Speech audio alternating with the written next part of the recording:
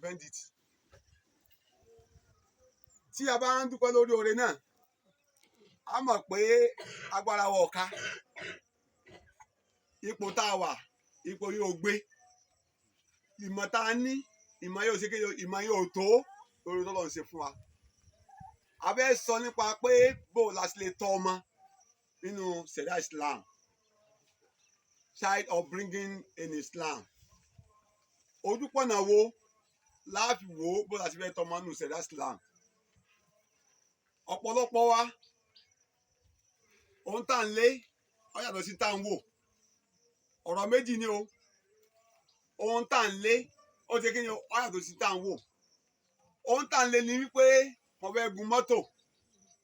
Ohun tá à ń lé ni mo fẹ́ lọ sílùú ọba. Ohun tá à ń lé ni pé èmi náà fẹ́ wọṣọ ńlá káwọn pé àáfà ńlá ni mí. Ohun tá à ń lé òun náà ni wípé wọ́n gbọ́dọ̀ mọ̀ pé èèyàn ni mí nílùú tí mo wà yìí. Ṣùgbọ́n tá à ń wò ní ló kéré. Kí ni tá à ń wò ni pé bẹ́ẹ̀ sì ṣe ń bàjẹ́ eléyìí ọkàn wa. Tí ẹ̀sìn ìyàwó bá ti bàjẹ́ ọmọ òní láti yọrí o. Tẹ́sí òbí bá ti bàjẹ́ ọmọ òní láti yọrí. Nínú Sharia Islam, Ọlọ́run ní tẹ́ bá fẹ́ fẹ́yàwó, tẹ́ bá fẹ́ lọ́kọ, àdúrà ò lè gbọ́dọ̀ ṣe. Rabbana hab lana min azwajina wa dhurriyyatina qurrata a'yuni waj'alna lil muttaqina imama. Kò sẹ́ni tí ó máa ṣàdúrà yìí láyé tọ́lọ́wọ̀n ní fún lọ́mọ alálùbáríkà. Kò sẹ́ni tí ó máa ṣàdúrà yìí láyé tọ́lọ́wọ̀n ní fún níyàwó alùbáríkà. Kò sẹ́ni tí ó máa ṣàdúrà yìí láyé tọ́lọ́wọ̀n ní fún lọ́kọ alálùbáríkà. Ẹ lọ wò dáadáa. Tí yàrá ọkọ ṣáájú àti fẹ́ rí ọmọ náà ní ti ń bọ̀ díẹ̀díẹ̀ nìyẹn o. Èyí tó wá tẹ̀lé náà ni pé Ọlọ́run á fún níyàwó alùbáríkà. Ó fún alọ́kọ ọ̀dùnnú. Ànábì wa Muhammad ẹ̀já yóò ń bá ànábì rárá. Ó ń dábẹ́ ṣe sáàní láàrin ọkọ àti ìyàwó láàrin ara yín. Àdúrà kan bẹ tẹ́ gbọ́dọ̀ ṣe. Allahumma jannibni shaytan wa jannibni shaytan ma razaqtana. Àdúrà yìí tẹ́ bá ti wí, ìyẹn ni pé ọwọ́ èṣù oníṣẹ́kẹ́ni kò ní kan ọmọ yìí. Kò ní jọmọ TikTok ṣé wà lórí ìwò ṣé ọmọ ojú káàkiri ayé. Kò ní sọmọ tí ọmọ ṣe sóò káàkiri ayé pé àwọn nẹ́tíwọ́ọ̀kì kan ọba àjọbì kan èyí ló wá fẹ́ látara dódódódó lẹ́yìn àdá tí wọ́n ti fún wọn tán tí wọ́n ra gbó fún wọn tán náà wọ́n wà fún 2,500 owó tó tó látàárọ̀.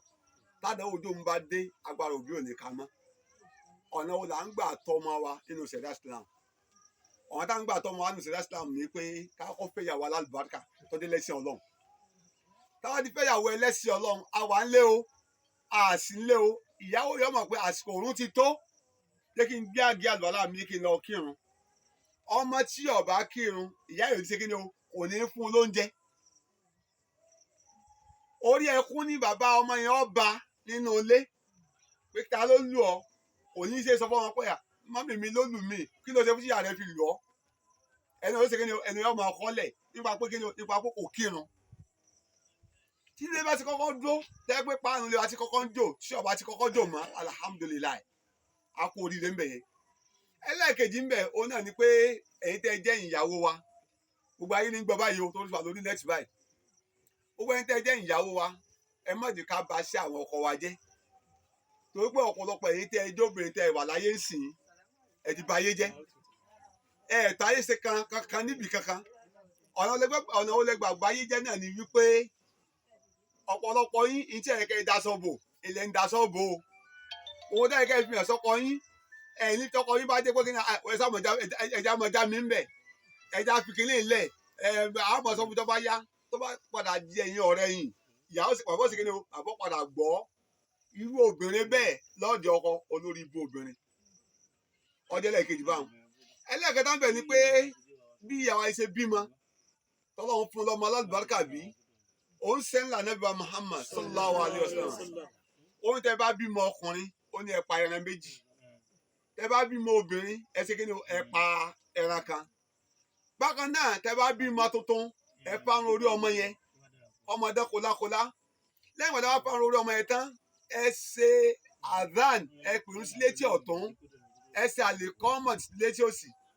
Ẹ dákun ayé tá a wà ń sìn sà ẹni mélòó ní ṣe bẹ́ẹ̀ láyé tá a wà. Ọmọ ọba alálùbáríkà náà gbogbo tá a kàkálẹ̀ yín náà pé ọmọ gbọ́ ìrun létí ọ̀tún rẹ̀ nínú àánú Ọlọ́run kò sí wọn fẹ́ pò láyé yìí ọmọ àsìkò ṣé kí ni o àsìkò òun ti tó bẹ́ẹ̀ náà ni àlèkọ́ ọmọtì náà tó máa kàlà pé ọmọ yẹn bẹ̀rẹ̀ sí dàgbà díẹ̀díẹ̀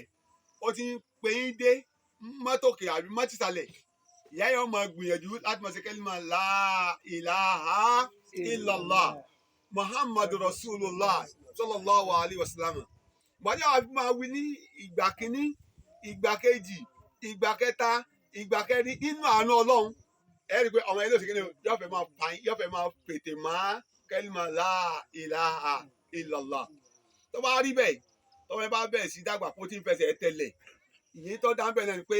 ká mọ ọmọ lọ sí kí ni o sí muslim school ilé ẹ̀kọ́ mùsùlùmí yóò ní dáadájọ ayé wa rú táwọn ọmọ lọ sí muslim school bàbá kírun láàárọ̀ pẹ̀lú ọmọ ẹ̀ sẹ́yìn tọ́mọ náà bá dé school nínú àná Ọlọ́run yóò lè kí ni o yóò kìí sọ láti zoro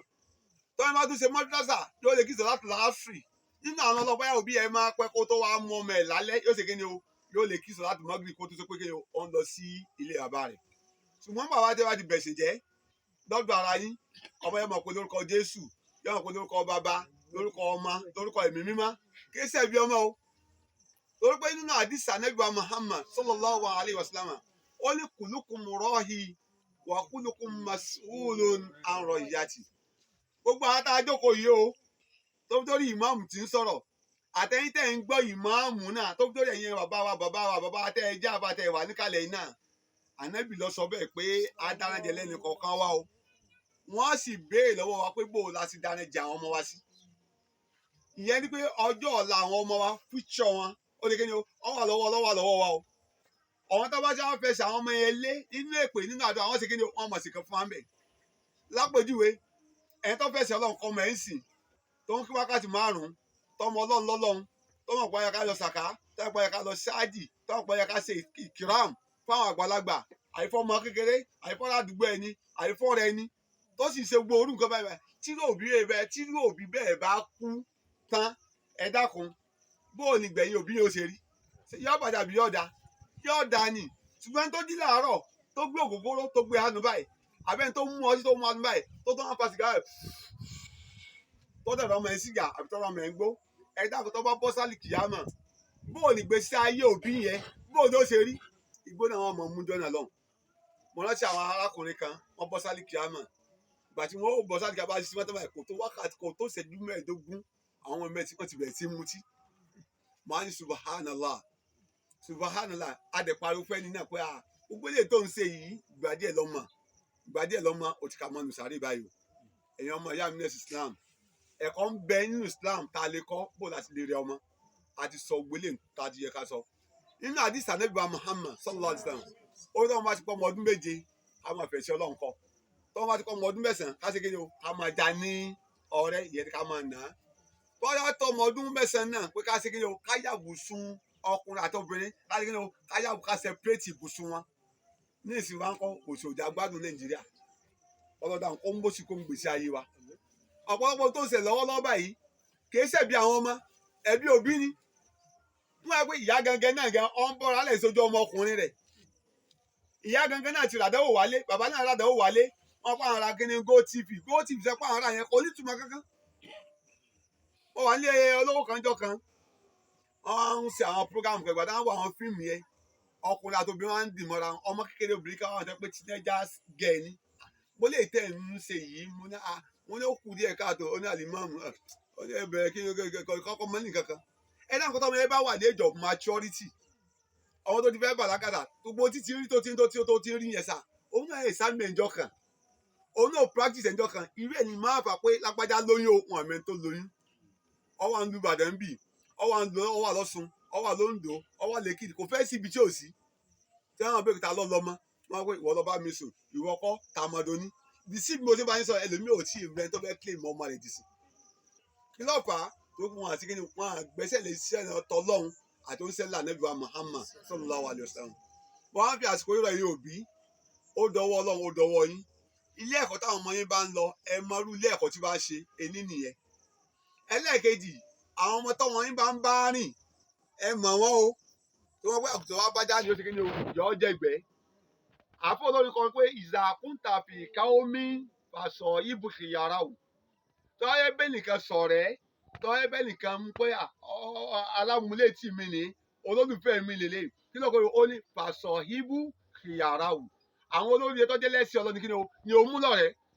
tọ́wọ́ tí mo lẹ́sìn lọ́rẹ̀ẹ́ yóò kórí búbọ̀ tó gbogbo ń tí ò lé tí ọlọ́run sí kí ni o ìní ọmọ introduce sọ nítorí ìdí eléyìí ẹ jẹ́ ká mọ àwọn ọmọ táwọn ọmọ àti àwọn ọmọ bá rìn ẹ rí i pé ṣe é pé àwọn máa ń wọ ṣòkòtò wọn wọ ṣòkòtò yẹn lékè tẹ̀yẹ́yá bẹ́ẹ̀ àwọn kan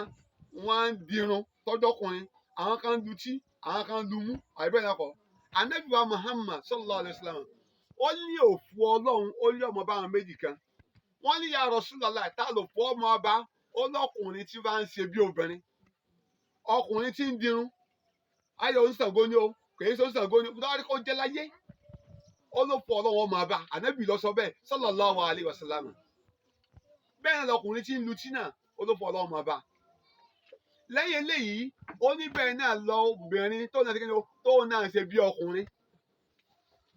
mo wà ní báńkì ìjọ kan bá rò ìyá kan wà lẹ́yìn òsì dé táyìn báyìí